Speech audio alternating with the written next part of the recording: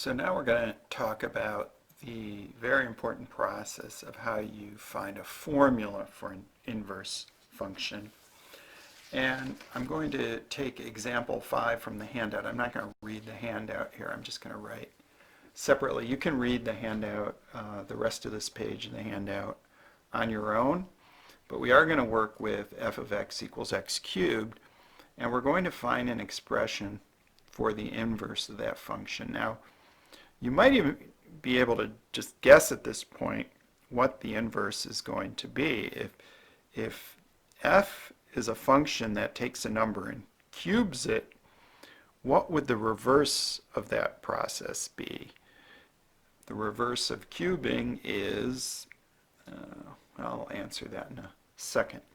So let's go ahead and we're going to just work through how we would write this down. We're going to find an expression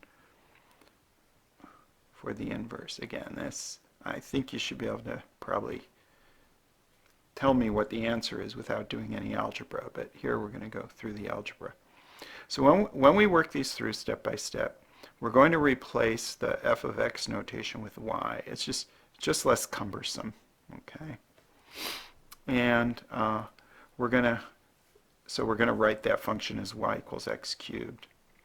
Then we're going to solve for x. We're going to isolate x in that equation. Now, because I have x cubed, the way I can solve for x is I can take the cube root of x cubed. So I'm going to take the cube root of both sides. Cube root of y equals the cube root of x cubed. And the cube root of y is something I just sort of stuck with here. Cube root of x cubed, that's going to simplify to x. Cube root of x cubed is x. And I got x solved for. And basically, cube root is the inverse function. And what we're always going to do is just a tradition in these kind of problems. We're going to switch the roles of x and y. And the reason we do that is in our final answer, we want the input variable to be x. So far in this calculation, because we're working with the inverse of y equals x cubed, y represents the input of the inverse and x represents the output. And that, just in general, that can get kind of confusing. So we're going to switch the roles of x and y. So we get the cube root of x equals y. I'm going to write that with the y in front. Y equals the cube root of x. And now I'm going to replace the y with the inverse function notation. I want to write that as f minus 1, which we read as f inverse of x is the cube root of x.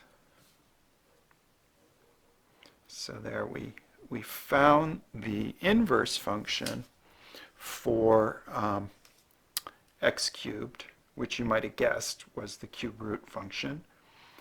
We're going to replace